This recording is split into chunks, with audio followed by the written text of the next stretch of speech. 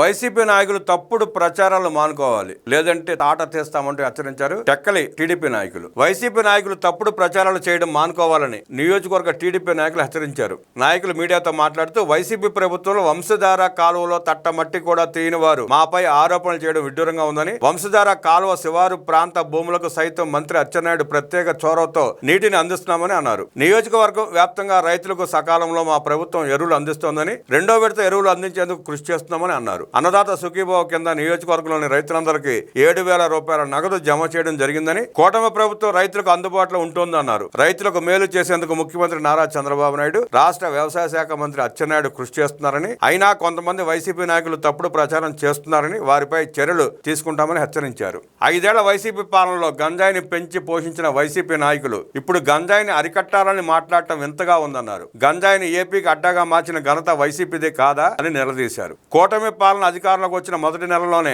గంజాయిపై ఉక్కుపాదం మోపిందని, గంజాయిని అరికట్టడమే లక్ష్యంగా మా ప్రభుత్వం పనిచేస్తోందన్నారు. ఈ వైసీపీ నాయకులు వాస్తవాలు తెలుసుకుని మాట్లాడాలని, లేదంటే అందుకు తగిన గుణపాఠం చెల్లించుకోక తప్పదన్నారు.